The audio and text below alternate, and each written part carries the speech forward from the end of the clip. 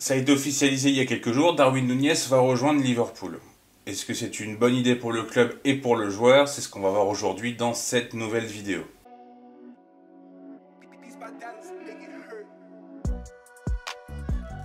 On a dépassé les 800 abonnés sur cette chaîne, vraiment je vous remercie du fond du cœur. Si jamais vous appréciez le contenu et que vous n'êtes pas encore abonné, n'hésitez pas à vous abonner, ça permettra vraiment à cette chaîne de pouvoir se développer. Donc Darwin Núñez est un attaquant uruguayen qui va avoir 23 ans le 24 juin et qui vient en provenance de Benfica. Darwin Núñez a déjà connu quelques clubs dans sa carrière et quelques championnats. En effet, il a été formé en Uruguay et il a été repéré donc dans le club de Peñarol, qui est un club uruguayen où il y a pas mal de joueurs qui sortent souvent, comme par exemple Pellistri qui est actuellement à Manchester United ou encore Federico Valverde. Donc en 2019, il s'envole directement à Almeria et il part pour 13 millions d'euros. Une saison, 16 buts en 32 matchs et c'est Benfica du coup qui sort le chéquier pour Darwin Núñez et qui met 24 millions pour cet attaquant. Et c'est dans ce club qu'il va justement parfaire sa progression. On sait très bien que Benfica est un club qui est vraiment bien pour que les jeunes puissent progresser. Et c'est là où il va commencer à vraiment devenir connu et devenir un joueur vraiment impressionnant. Première saison en 2021 où il fait 41 apparitions dont 25 titularisations et il va donc faire une saison qui est quand même plus que correcte avec 14 buts et 12 passes décisives. Et il va vraiment exploser la saison qui vient de se passer. 10 matchs de Ligue des Champions où il marque tout de même 6 buts. 28 matchs cette saison où il marque 26 buts et fait 4 passes décisives. Vraiment, Darwin Núñez explose complètement cette saison. Donc ce n'est pas étonnant de voir un club comme Liverpool dépenser énormément d'argent pour Darwin Núñez, même si la somme effectivement peut paraître très élevée. Mais on l'a vu justement en Ligue des Champions, où il a su marquer des buts dans des matchs importants. Il a su montrer également sa grinta qu'il a depuis tout jeune.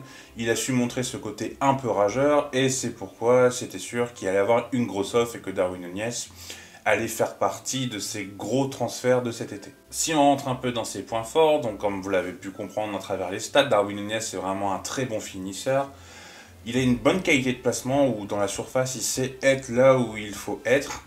C'est vraiment alors c'est pas vraiment un renard, mais il sait être vraiment très très bien placé. Il est bon de la tête, il est bon des pieds, vraiment Darwin Núñez c'est vraiment le buteur par excellence. Il a une vitesse qui est plutôt correcte, même si pas étincelante, mais ça reste un attaquant de 1m86 qui court pour son gabarit, je trouve plutôt vite. Il a une capacité également à savoir éliminer les adversaires, il a une capacité à faire beaucoup de courses progressives, et ça, mine de rien, c'est un plus pour un attaquant, surtout dans le foot moderne.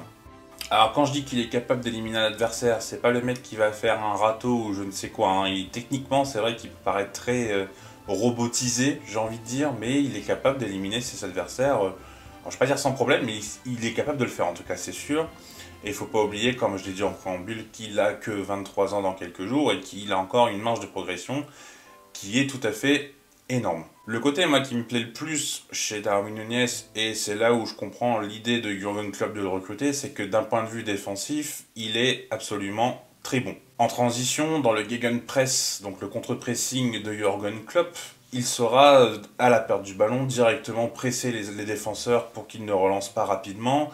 Ça, c'est vraiment une qualité qu'il a, et ça, c'est vraiment, je pense, ce qui a penché la balance pour Liverpool de recruter Darwin Núñez et de mettre autant d'argent sur ce joueur. En fait, moi, Darwin Núñez, si on devait faire une comparaison, je trouve que c'est un peu le nouveau Cavani.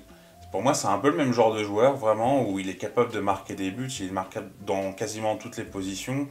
Il est capable vraiment de presser, il a une grinta énorme, mais comme Cavani au PSG, des fois il loupe des choses, on ne comprend pas pourquoi.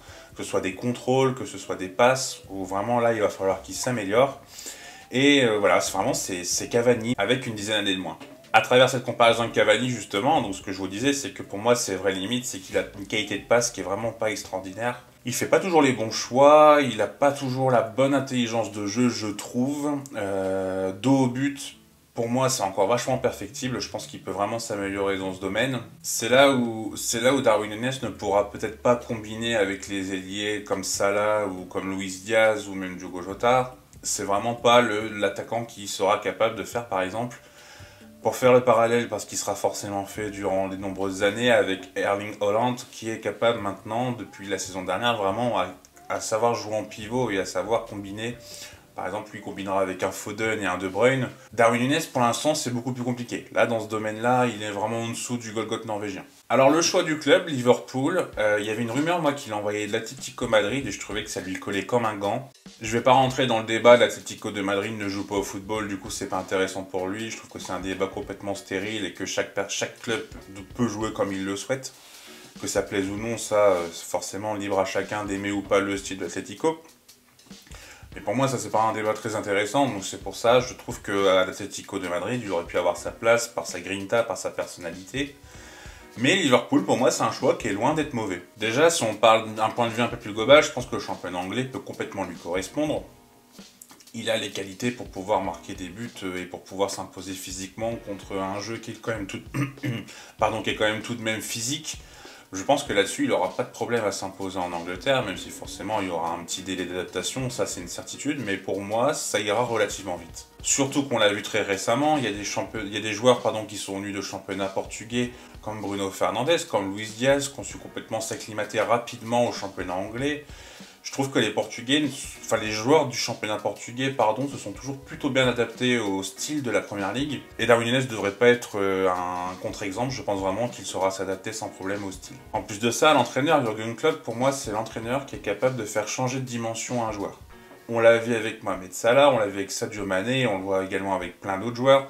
Jürgen Klopp vraiment est capable de donner la pleine confiance à des joueurs et vraiment je pense que Darwin Núñez va complètement s'épanouir là-dedans. Alors d'un point de vue tactique, si on parle de Jürgen Klopp, c'est vrai que c'est surprenant parce que Jürgen Klopp il n'a pas forcément joué dernièrement avec des vrais numéros 9.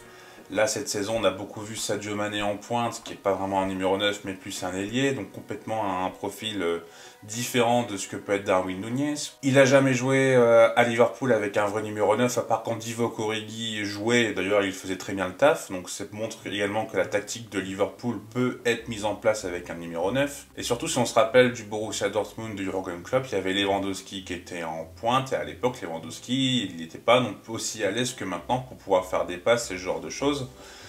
Donc vraiment je pense que la tactique de Jürgen Klopp ne sera pas du tout un problème et ne sera pas un frein pour que Darwin Núñez s'adapte et joue du coup dans cette tactique et pourra rentrer facilement dans cette compo. Dernier point qui me semble intéressant, c'est que Liverpool est vraiment un club avec une énorme culture club, donc vraiment il y a une culture qui est très présente dans cette institution. Liverpool a vraiment des valeurs portées sur le travail, donc avec le parti travailliste qui a vraiment beaucoup d'importance dans cette ville. On le voit également depuis plusieurs années, depuis plusieurs décennies même dans le club, où ça a toujours été un collectif qui a primé, il n'y a jamais eu de grosses individualités qui se sont imposées dans le club. On a pu le voir là dernièrement avec un Van Dijk, Salah et Mané par exemple, qui n'ont pas été récompensés au Ballon d'Or parce qu'on a estimé que c'était un collectif qui avait primé sur une somme d'individualité. Depuis de nombreuses années, vraiment, il n'y a pas de star à Liverpool. Le dernier Ballon d'Or par exemple, parce que je pense que c'est un indicateur important à souligner, c'est Michael Owen en 2001, et en plus Michael Owen n'aurait pas dû l'avoir à mon sens. Je pense que Raoul aurait pu le mériter. Et je dis pas ça parce que c'est mon joueur préféré, mais vraiment je trouve que la saison de Raoul en 2001 était énorme et aurait dû l'avoir. Donc voilà, ça montre vraiment que, pour revenir dans le vif du sujet, que Liverpool n'a pas besoin de stars, n'a pas besoin d'ego, et je trouve que justement Darwin Núñez coche bien cette case, car Darwin Núñez saura très bien se fondre dans le collectif, montre vraiment des valeurs où vraiment il se bat, et ça c'est vraiment primordial pour moi dans l'équipe de Jürgen Klopp. Donc mon avis pour moi c'est que c'est un très bon tremplin pour Darwin Núñez, vraiment je pense que c'est le très bon choix. Je vais pas forcément commenter le prix, est-ce que c'est trop cher ou pas. Je pense que, comme beaucoup de transferts, oui, c'est trop cher, mais ça, en même temps, c'est le marché qui veut ça. Donc c'est pour ça, moi, j'ai pas forcément d'avis sur les prix des transferts, parce que, voilà, c'est le marché des transferts qui est un peu fou, je peux pas dire grand-chose là-dessus. Par contre, ce qu'on peut dire sur le prix, c'est que c'est assez surprenant de voir Liverpool dépenser autant, parce qu'on a souvent voué leurs très bonnes idées à plutôt bas coût. Avec Mohamed Salah, Mané, Firmino, des joueurs qui n'ont pas coûté super cher. Et il y a eu Van Dijk qui fait office d'exception. Mais c'est vrai que c'est surprenant de voir Liverpool dépenser autant. Même si je pense que le football actuellement a besoin de numéro 9 et que l'émergence de jeunes numéro 9 est vraiment quelque chose qui montre que le numéro 9 va reprendre une place importante dans le foot dans les 10 prochaines années. En fait, je trouve que dans les 10 années qui ont précédé, enfin les 15 même années qui ont précédé, avec Cristiano Ronaldo et des Messi, ça a un peu déréglé la philosophie du football en étant énormément axé sur les ailes, parce que c'était deux mastodontes et que toutes les équipes voulaient à peu près copier et pouvoir mettre en lumière des joueurs qui jouaient sur les ailes. On l'avait avec le Bayern avec Ribéry et Robben qui est absolument étincelant. Donc voilà, je pense que le numéro 9 avait un peu disparu et je trouve que là, on a une belle brochette carrée avec Erling Haaland du coup à City, Vlahovic à la Juve qui pour moi va être absolument énorme cette saison et du coup là Darwin Núñez qui rentre.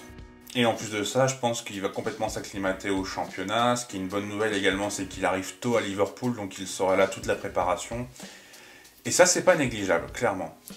Après, est-ce qu'il saura supporter la pression que les médias peuvent mettre en faisant, parce que je le vois déjà, des duels City-Liverpool, donc Erling Haaland contre Darwin Núñez, ça, je pense qu'il peut passer au-dessus, ça sera pas forcément quelque chose qui va le gêner, mais ça peut potentiellement faire peur et mettre une sorte de pression. Après, à Liverpool, on se met pas forcément une énorme pression, et Jürgen Klopp, je pense qu'il est très bon pour ça. Donc à mon avis, ce sera pas vraiment un frein. En tout cas, moi j'ai vraiment hâte que la saison de Première Ligue commence, parce que vraiment, avec Tottenham qui recrute de plus en plus bien, avec Arsenal pour moi qui va continuer à progresser, la nouvelle ère de Manchester United, et là les deux mastodontes actuels, City et Liverpool, vraiment ça va être trop intéressant, et j'ai vraiment hâte de pouvoir en parler avec vous, et j'ai vraiment hâte de pouvoir regarder les matchs, et qu'on voit également, par exemple un club comme Aston Villa qui a l'air de travailler plutôt bien, comment ils vont s'en sortir. J'espère que cette vidéo vous aura plu. Comparé à la vidéo avec Ekitike, je suis pas forcément rentré énormément dans les stats parce que, pour être tout à fait honnête, j'ai pas vu énormément de matchs du championnat portugais. J'ai surtout vu le Benfica en Ligue des Champions, où j'ai quasiment vu tous les matchs, donc je me suis surtout focalisé là-dessus. En tout cas, si cette vidéo vous a plu, n'hésitez pas à vous abonner, n'hésitez pas à l'aimer. Dites-moi en commentaire, vous, ce que vous pensez de Darwin Núñez, est-ce que vous êtes surpris de le voir arriver ou pas. D'ailleurs, je ne l'ai pas dit, mais je pense que ça confirme que Sadio Mané va partir, car il lui reste qu'un an de contrat. On l'envoie du côté du Bayern, et ce serait une très bonne idée pour lui. En tout cas, voilà, dites-moi ce que vous pensez de ce joueur, dites-moi si vous pensez qu'il va réussir ou pas dans le club. En tout cas, moi je vous dis à très bientôt, on se retrouve vendredi pour une nouvelle vidéo.